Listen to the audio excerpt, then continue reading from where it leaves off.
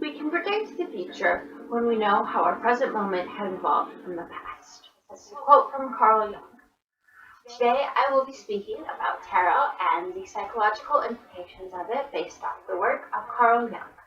Carl Jung was a Swiss psychologist who founded analytical psychology, and tarot cards is the practice of using a specific deck to lay out cards in a pattern and using that to relate to a situation in our lives. I've been reading tarot cards for 4 years, and I use them to examine how my different unconscious ideas and forces in my life are affecting me and situations in my life. Today I'll be talking about 3 Jungian principles of tarot readings. First, I will discuss archetypes. Next, I will move on to projection. And third, I will talk about symbolism. And let's jump into how these principles work together to give tarot readings a psychological impact. Our first Jungian principle of psychology is the idea of archetypes.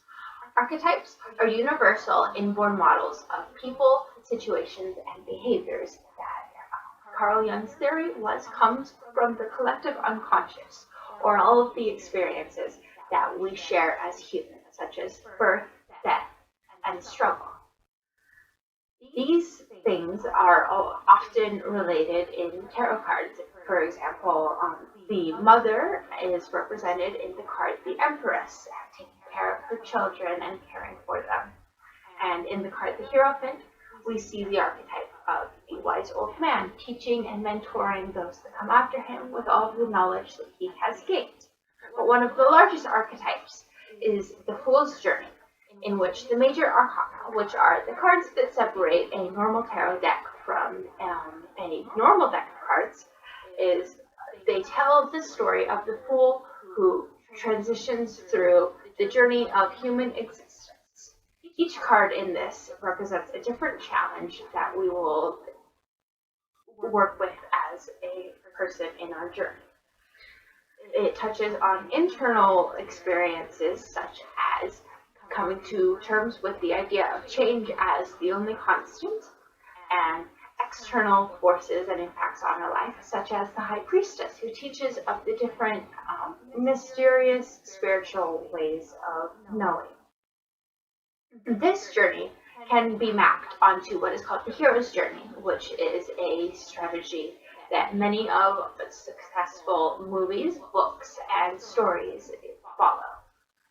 These archetypes make it easy to get a general overview of a situation or a particular person, and we can relate characters in our life to characters in an archetype.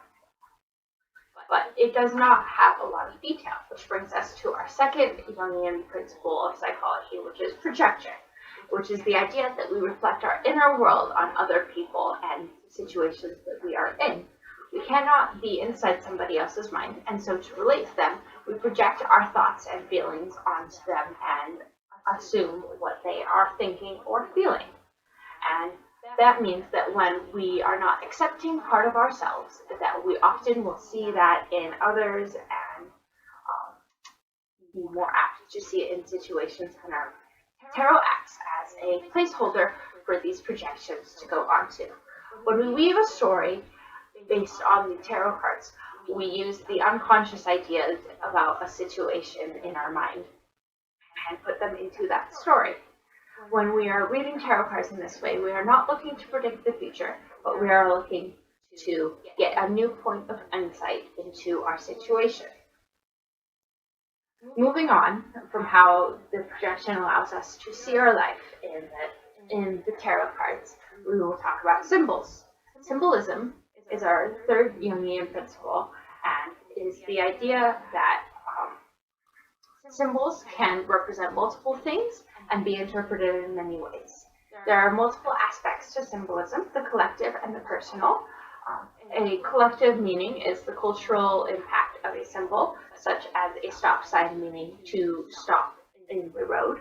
But the personal symbolism is the things that we think of when we see this stop sign. These work by association, And we will be able to think of each thing that we associate with a stop sign on a subconscious level every time that we see a stop sign. And the symbols that catch our attention in a tarot reading oftentimes are the things that we should be paying most attention to.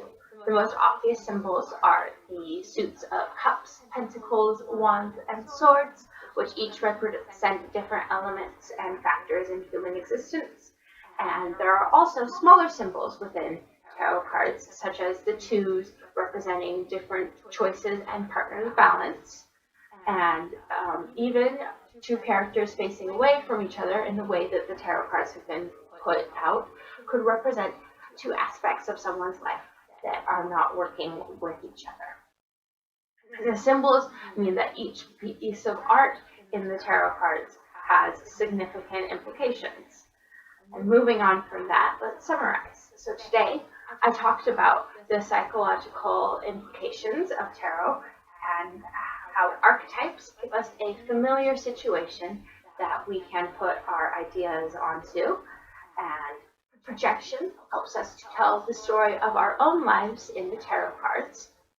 Symbolism gives us details and layers of meaning into each of the things. While tarot often has been seen as simply a parlor trick, when looked at from a different light, it has some remarkable insights into psychological human existence.